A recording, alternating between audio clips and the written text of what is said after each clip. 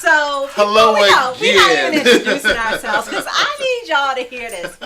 If you saw the last recording, somebody said they realized they have forgotten to turn the mic on twice. So we did this wonderful recording. I think one of our best. And then at the very end, guess who said, I don't think I turned the mic on. And I didn't.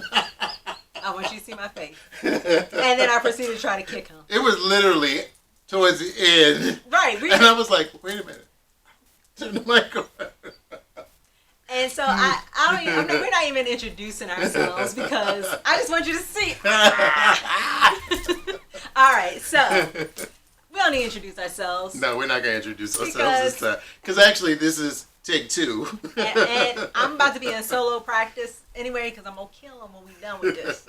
Oh, wait a minute, I can't say that on camera. So, But anyway, we actually were talking about what to look for in a therapist. And we were discussing why it's so important because I discussed with Dr. Green earlier, and actually we recorded this. Yes, this will be the third recording of this. Yeah, this is actually the third recording. Because two of them have no sound, by the way.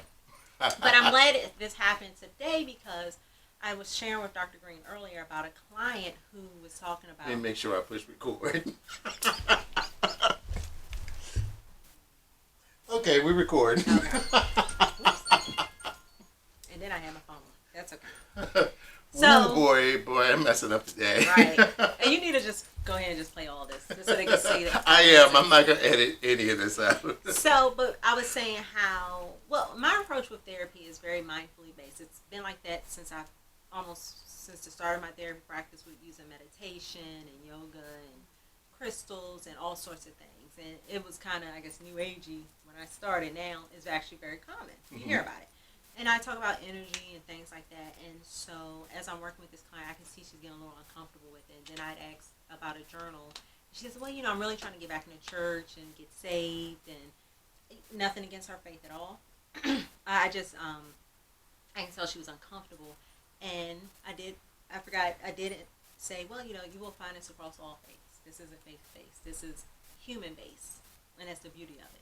Mm-hmm. So we'll see if she comes back. But we were saying how sometimes clients will just not come back if a therapist isn't fit. And some things I always say kind of let the therapist know why.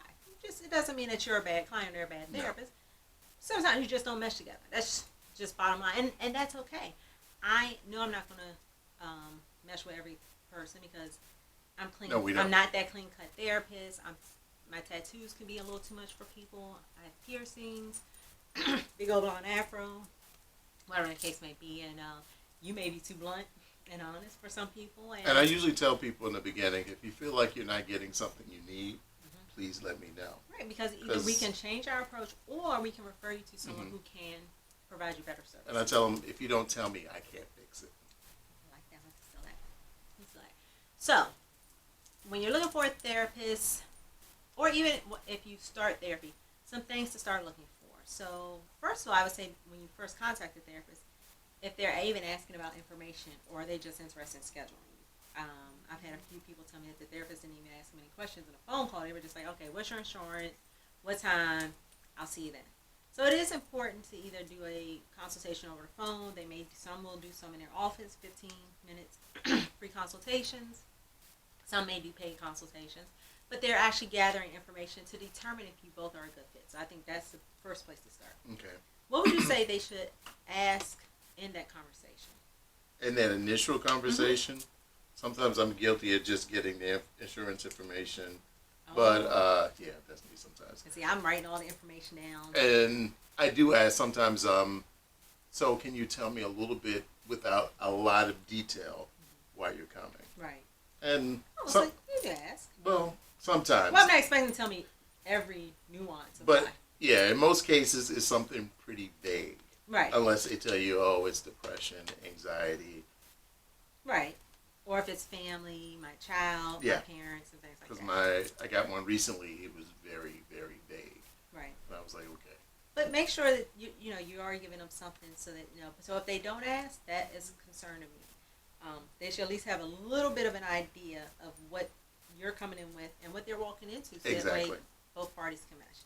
So now you're in the office, and what would you say? What's number one to look for? Someone that is empathetic. Okay. And why would you say that? You want someone that's able to, I guess, recognize your emotion, kind of reflect it back at you, to be there with you, I guess, in that moment. Yeah. So being present, being Yes. aware, like I said, being able to repeat what you said so you know that they've heard you, and even identify some of your nonverbal too. Because I work with a couple, and I've noticed that since we've been in couples counseling, they sit close, they've gotten closer together, whereas when they started, they were here, and literally this last session, they were, she had her hand on his side, in my head, I'm thinking, I love the nonverbals that you see. I love it. So, but, and they're able to reflect that to you too, and say, well, you said this, I've noticed that when I asked you this, you tightened up, or you tensed up, or you got relaxed, and Or things like when that. people say, "Not really." Oh yeah, that's the real. Okay, that Not means really. yeah. Or, okay, how are you doing? Okay, well, what does that mean? What is okay? Because okay is different for everyone. Yeah. All right. So second, I would say, well, no in particular order, but making sure they're a good listener. And I know in the beginning of my practice, a million years ago, I'm a talker. I can talk to any and everybody, and I can talk your head off if you let me. Or Dr. Green is the recipient of that during the week. Thanks for being my partner. No, that's okay. And but I would do that in therapy too, because I just felt like I had so much information I wanted to share, and they would say something, it was just like, oh my gosh, I gotta respond, and I had to learn to sit back and listen and be present and really not just hear the words, but hear the emotions, hear the verbal, the nonverbal, hear everything that was being communicated to me, and I think it definitely changed the dynamics of my relationships with my clients too, to really hear them. So making sure your therapist isn't just like, okay, how do you feel? That they're providing information, because that's how you also know they're listening to you. Well, isn't that one of the things that the psychotherapist does? They don't say much during the session. You just Again, I think it depends on your approach, but more Freudian. right. And these have a lot of Freudian people now. I guess a few people still do it. I'm sure there are people that still do it. No joke. I honestly, I don't know, but it does. I don't depend know on, of any, but right. I It know does it's depend on still the out there. approach, but you want to know there's something where you know that they are present with you, and not just taking notes, listening, and then at the end of the session saying, okay, well, it's been great, good luck, and I'll see you next week. And then, sorry, my sinuses have been kicking my butt, and that's why I missed last week. But you want to go with the next one? Making sure that your therapist keeps up with their education and training. One of the things that most medical professionals have to do, and that includes licensed therapists, is get continuing education units, CEUs. And that is something that allows us to keep up with the times and the education that's going out. Yeah. And even though you saw me make a face a second ago, it's just sometimes it can be a hassle, just the expense, trying to find time to take the training, making sure it's a training you want to actually take.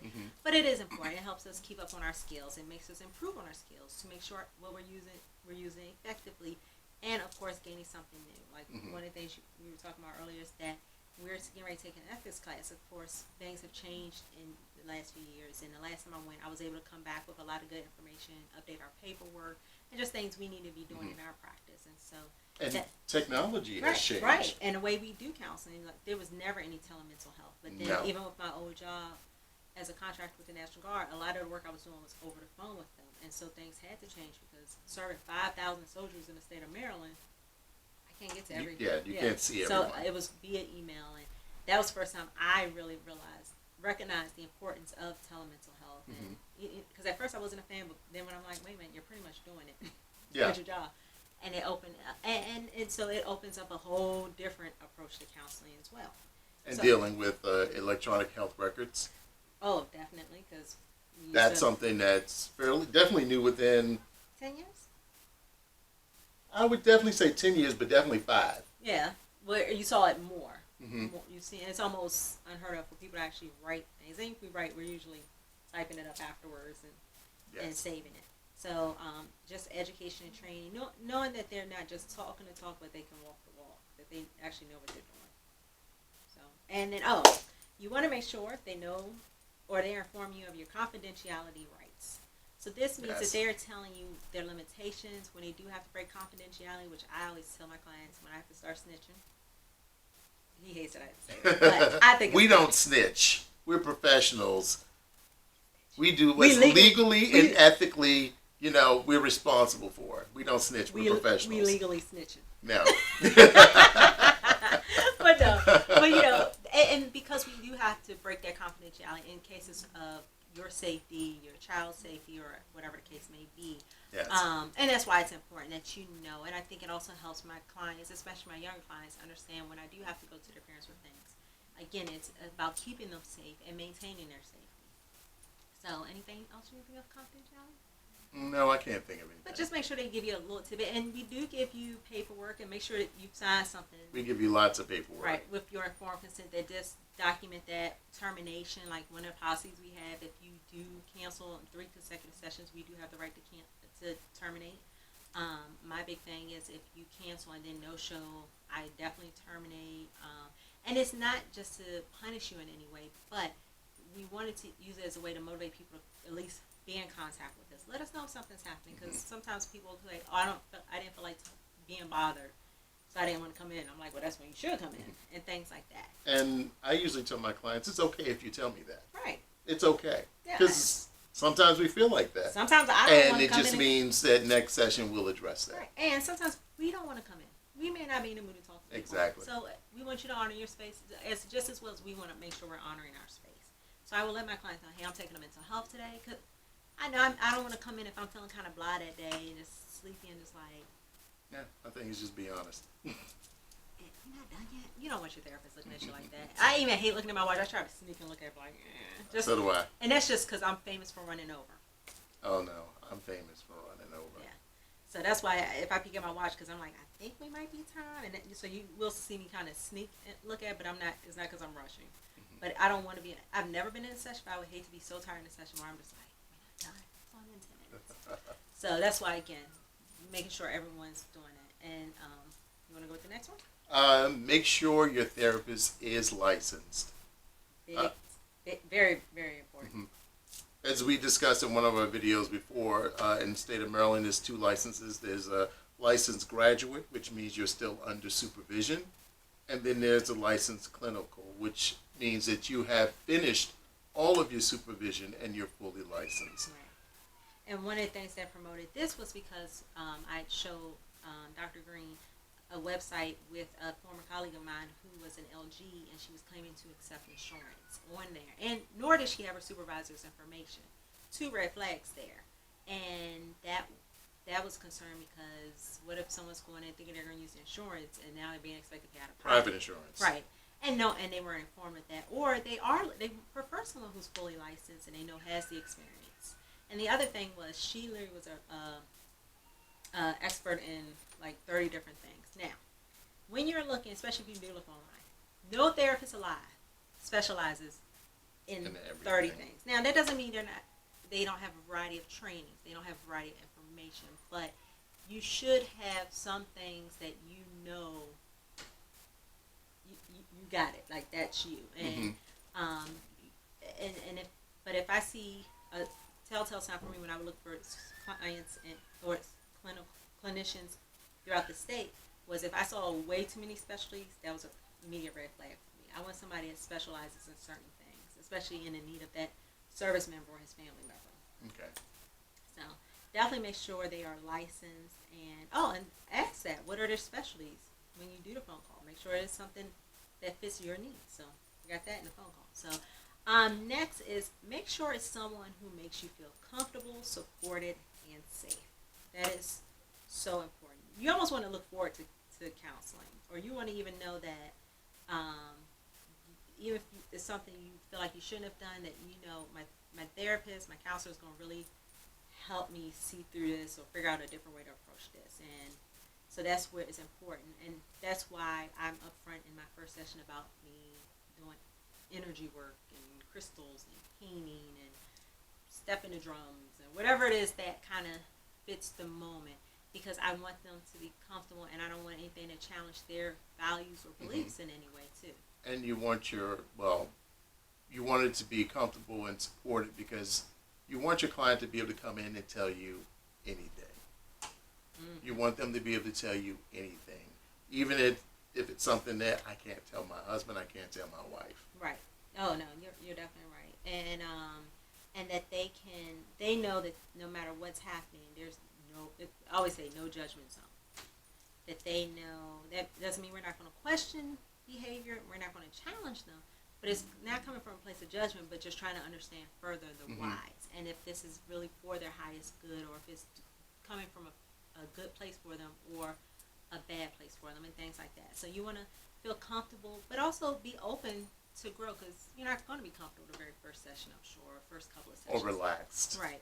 But that I use humor, as you all see, a lot in mine, and I'm open and upfront about things, which that can be intimidating to some people. And that's okay. So I can either figure out a good way to work with it, or I may say, hey, Dr. Green is a little more sound and grounded than I am. I'm kind of spacey and earthy. And I'm kind of dry. he likes to say that he's not. But you see, that's why we balance each other out. So you want to make sure it's a good balance. See? Yeah. Balance. But I think that's it. Just someone you can be you, unapologetically you, at your best and your worst. Yeah, and I would say the last thing is make sure that your therapist is a good communicator. In most cases, when you go to therapy, you're going to be talking about various emotions, how people respond to emotions, trauma, and you want to make sure that your therapist is able to explain things to you in a way that you can understand. And that doesn't mean we don't mess up sometimes, because we may know it so well that we forget to break it down. Or I know for me, I speak very quickly, especially when I'm on a roll. I can go, and I've had plenty of people say, I'm sorry, I didn't catch that.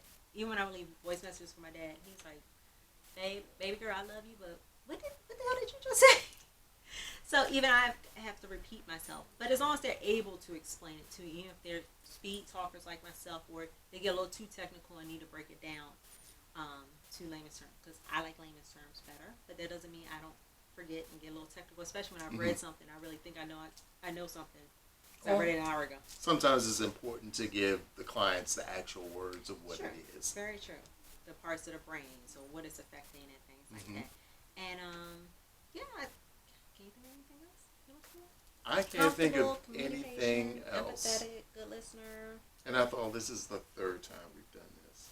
Right. So anything that was in the other two, we probably forgot at this point anyway. And we can't even listen to it. No, we can't to even tell listen to you it. what it was. We can watch us, but we can't. Yeah. But we can't. So, I guess that's pretty much it. Just, if nothing else, trust. So here it goes my understanding. Listen to your gut. Trust that gut feeling. That will let you know, like, this is the right person for me. Maybe not. And also ask friends for referrals. If you know they've gone to counseling, ask them about their counselor. That way, and a lot of, like, for instance, I know a lot of mine are from referrals. People who I've worked with their friends or family members. I mean, I don't confirm that to them, but it speaks volumes too that people do trust me and trust to share me with other people and things like that. And I would say, as a client, if you're not feeling comfortable or safe or something, make sure you tell the therapist. Just make sure. Yeah, because a lot of times clients will just no-show or just stop coming. Yeah, they just stop coming. And I think it's a disadvantage for both. For you to see if there's something you can work out with that therapist, or for the therapist to even learn if they can change their approach. Exactly. Or even if they don't want to, that they can at least refer you to someone that may be a better fit that they may be aware of too. I will tell you, as a therapist, you're not going to hurt my feelings. I think we got past that in the very, very beginning. The first 2-3 years. Yeah, you get over that. Because our job is to make sure you're getting the best treatment you can get, the best healing you can get, the best whatever it is you need. You're getting whatever it is that you need from the sessions. And so I refer you to a therapist that gets you there. I always say, then that pat on our back, we've done our job. Exactly. And so allow us to do so. And that's it. But go to counseling. I think everyone should.